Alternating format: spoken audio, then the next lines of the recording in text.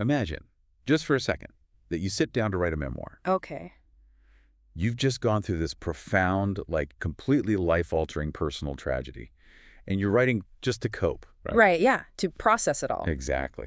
You're just trying to put your memories in order, trying to build this little raft of sanity to anchor yourself to reality. But then right in the middle of writing your own life story, the fictional characters you created, the ones meant to help narrate it, they suddenly wake up. Oh, wow. Yeah. They hijack the plot, they start manipulating time, and they literally plot to erase you, the author, from existence. That is, I mean, it creates this fascinating paradox. The boundary between the creator and the created doesn't just blur there, it completely collapses in on itself. It totally does.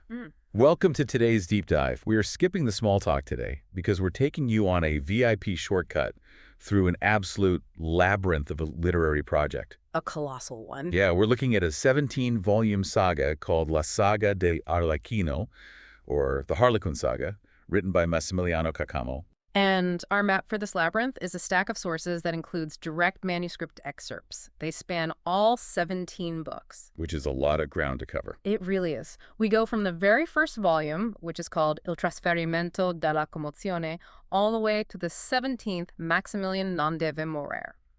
We're also working with this deeply analytical audio breakdown that acts as a sort of decoder ring for the author's hidden architecture. Right. It focuses on the overarching themes, the connective tissue between the volumes, and this rather radical hybridization of genres he does. And why should you care about this massive, sprawling series? Yeah. Because this deep dive isn't a book review. It's a look at how the human mind actually constructs identity. Yeah. You know, how it processes unbearable grief. Yeah. And how a person can use the mechanics of art to literally engineer a defense against their own mortality. Okay, let's unpack this. To understand the sheer scale of the architecture here, we really have to start where the author starts. Volume 1, Il trasferimento della commozione, which translates to the transfer of emotion. It begins as a raw, highly realistic, and just deeply painful memoir.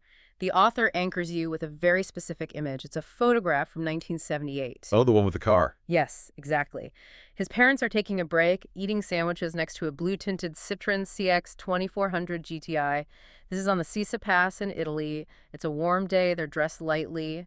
I mean, it's the definition of a mundane, peaceful family memory. Right, but the devastation comes from the context that gets layered over that specific stretch of road, right? Because decades later, in the spring of 2020, that exact same route over the Sisa Pass is the one taken by the military trucks carrying his parents' cremains. Yeah, it's just heartbreaking. They both died of COVID-19 in Bergamo. It's unimaginably heavy. It is, and the author uses that geographical overlap to trap the reader in this heavy linear narrative of grief. You're reading this intimate processing of a pandemic tragedy, but the narrative doesn't stay there. It violently derails. Violently is the right word. Yeah. You're thrown from this grounded, heartbreaking reality straight into a noir thriller. The setting shifts abruptly to Milan, and suddenly we're following Interpol agents. Virginia Hollenbeck and Joshua O'Connor, right? Exactly, and they're investigating a murder. And then, I mean, it fractures even further from there. Right after this noir detective sequence, the saga just plummets into pure science fiction. Total genre shift. Yeah. We're suddenly navigating time travel, dystopian futures, and these things called universal neural models.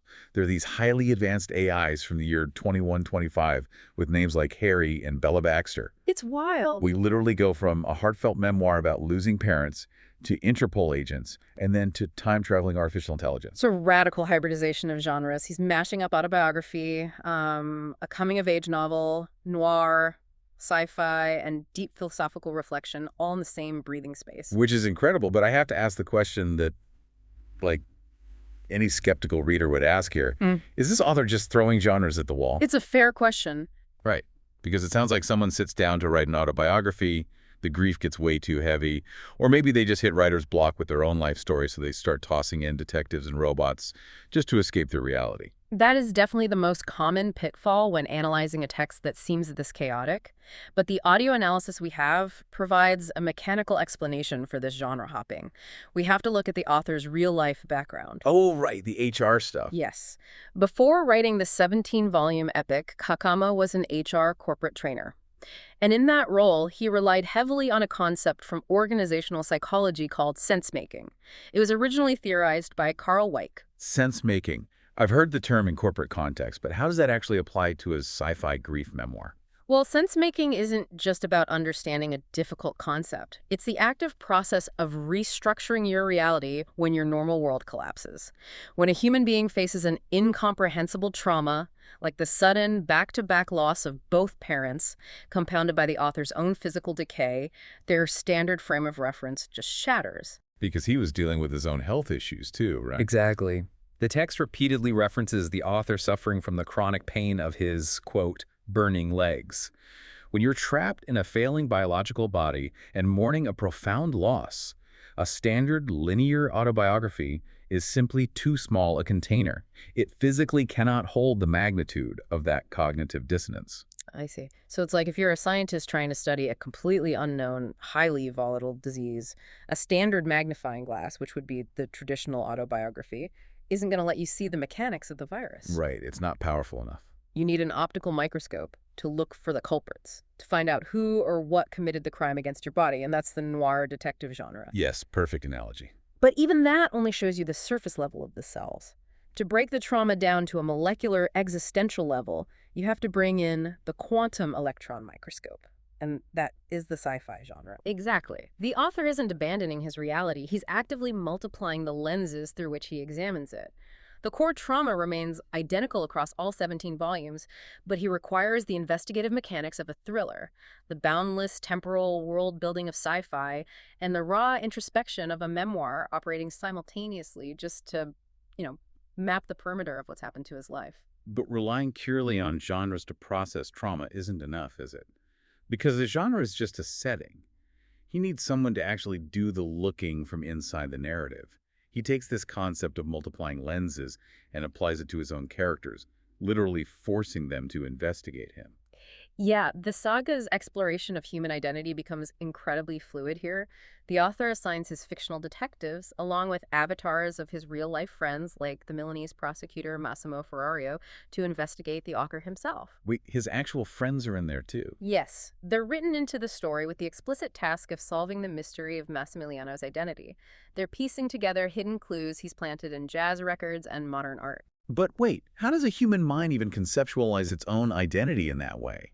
You have a creator forcing the ink on the page to turn around and analyze the hand holding the pen.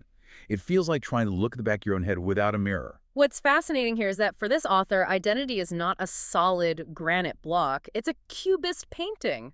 Or, to use a recurring image from the text, it's a broken mirror. A broken mirror, okay. Yeah. If you want to see the complete picture of who a person is, you can't just look at one smooth, polished surface. You have to look at all the contradictory, fractured reflections simultaneously. The weary detective, the brilliant AI, the grieving son, they're all fragmented reflections of his own mind attempting to achieve some sort of internal coherence. Because it's a broken mirror, those reflections are jagged, and they don't always behave the way the brain wants them to. Which leads to what has to be the most incredible meta twist in the entire saga, the rebellion of the character Laura Martins. Oh, Laura's arc is amazing. She's initially presented as a somewhat standard archetype. She's the daughter of a famous art forger.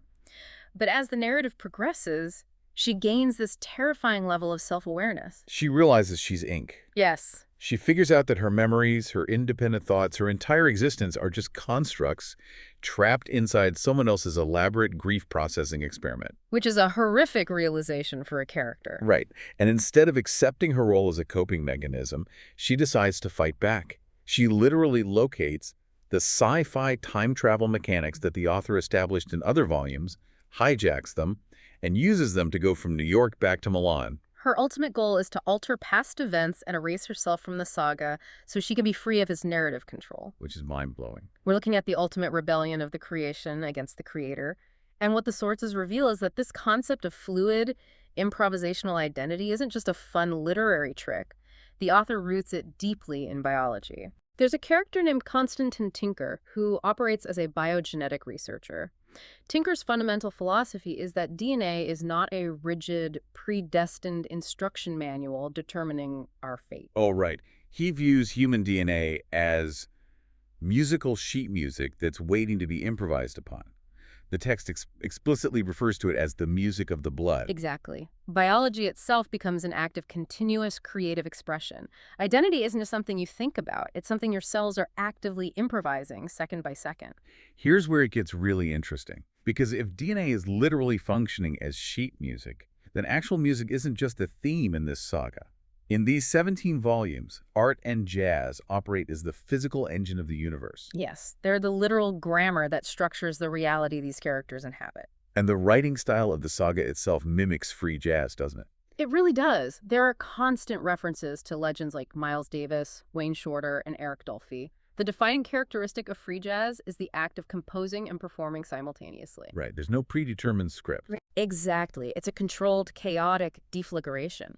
And this perfectly mirrors the author's technique of taking his memories and exploding them across the page in real time without a traditional outline holding them back. The sources actually give us a highly specific mechanical example of how this jazz grammar works practically for the characters trying to navigate this universe. There's a character, Maria Rosa, who is trying to read the Nobel laureate John Foss's Septology. Oh, that book. Yeah, if you're familiar with that specific book, it had a dense 244-page wall of text without a single period. It's a continuous, unpunctuated flow. It is famously impenetrable for a reader looking for traditional narrative structure. And she's hitting a mental wall, completely unable to decode the words, until she puts on a record. Specifically, Miles Davis's Bitches Brew. The text notes that the specific sonic architecture of that album opens her third eye. It acts as a decryption key. The mechanism there is fascinating. Bitches Brew is organized chaos. By forcing her brain to track the unpredictable rhythms and structural defiance of that specific jazz album, she breaks out of her rigid reading habits. It rewires her brain in the moment. Exactly. The music essentially teaches her brain how to process information without traditional rules, which is the exact cognitive shift required to read a book without punctuation. The jazz is the literal tool she uses to make sense of her environment. But if you have a 17-volume literary explosion built entirely on the principles of free jazz, where the author is improvising his grief and characters are hijacking time machines, how does it not just collapse into pure, unreadable noise? I mean, any system with that much chaos needs an anchor. And the author provides a massive counterweight. If the jazz represents the furious, improvised chaos of life and trauma, the visual arts provide the silence. Specifically, the author repeatedly returns to the 1953 and 1954 still life paintings of Giorgio Morandi. Oh, those are the paintings of the muted, dusky bottles sitting on tables, right? Yeah, and the description of these paintings in the text is the key to the entire emotional landscape. The author doesn't describe Morandi's muted, dusty colors as paint. He describes them as antimateria, antimatter. Wait, antimatter? Calling a painting of a bottle antimatter is an incredibly heavy scientific term to apply to a still life. It is, but you have to view it through the lens of the author's physical state. Remember his chronic pain, his burning legs, his terror at the relentless forward march of organic decay and the disease that took his parents. Right. In that context, a dusty, painted bottle on a canvas represents frozen eternity. Because the bottle doesn't bleed. Precisely. It will never feel pain. It will never age or mutate or catch a virus or die. It's the ultimate antidote to the unpredictable, destructive chaos of biological life. The structural tension between the wild, screaming jazz and the completely static, silent bottles is the invisible scaffolding that holds the 17 volumes together. That tension manifests physically in the saga's most powerful recurring visual, the train. Specifically, a train called l'Arlecchino, the Harlequin. The train operates as the central artery of the entire saga. It connects the disparate genres. But as the sources map out, there isn't just one train. There are two parallel vehicles. First, you have the Arlecchino N1. This is the sci-fi time-traveling train, driven by Harry, the AI from the future. Yes. But the narrative introduces a second, wonderfully surreal counterpart, the Arlecchino Gemello, or the twin train. And the twin train doesn't travel on physical tracks or even through physical time. It travels in a quantum liminal space referred to as intermundia. What exactly is intermundia in the context of this universe? Think of it like being paused on a VHS tape. Okay. The movie isn't playing forward. Nobody on the screen is aging. The characters are just suspended in the static. Intermundia is a metaphysical waiting room completely outside the flow of linear time. It's a space where organic decay simply cannot touch the passengers. And if you look at who is actually holding a ticket for this twin train, the logic completely breaks down in the best way possible. Oh, the passenger list is wild. You have Miles Davis literally driving the locomotive. And sitting inside these beautiful mahogany carriages, there's this impossible mix of dead and living artists. Stanley Kubrick, Jean-Luc Godard, Ingeborg Bachmann, Paul Klee, Yayoi Kusama. They're all just riding together through this quantum void. They're the architects of the author's sense-making. He's gathered the minds that helped him survive his reality and placed them in a space where they can never be harmed. It reads like a beautiful, surreal fantasy. Until you reach the final 17th volume. Right. Which is aptly titled Maximilian non deserve mourir, Maximilian must not die. This is where the author drops the ultimate bombshell. He reveals the true mechanical purpose of the twin train, the AIs, and the entire 17-volume structure. It recontextualizes every single page you just read. It really does. We learn that this entire saga was never just a literary experiment. It wasn't just a therapeutic exercise to process grief. But was it? It's an engineering project. Right. Because the author is using the creation of these books to execute an upload. He's painstakingly transferring his memories, his internal contradictions, his sense-making processes, and his very identity into an artificial intelligence. Which is represented in the text by the character Angie and the universal neural models. The 17 volumes are a complete cognitive backup of his soul. It's brilliant. The author knows objectively that his biological brain is going to fail.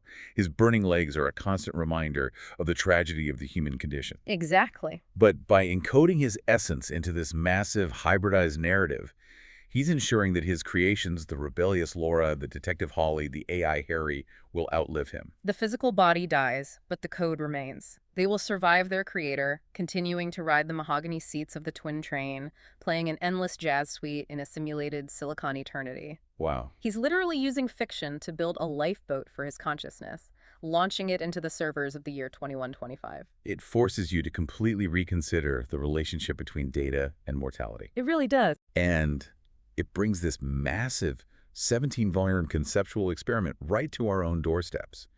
Because think about the sheer volume of data we generate every single day. Oh, that's terrifying. Our text messages, our hyper-specific Spotify playlists, our photo albums, our social media footprints, in our own clumsy, fragmented way. Are we all just trying to build our own Arlecchino? Probably, yeah. Are we desperately trying to encode our own sense-making into the cloud so that when our biological bodies inevitably fail, the pattern of who we were isn't completely forgotten? It leaves you with a deeply unsettling question about the nature of what we are leaving behind.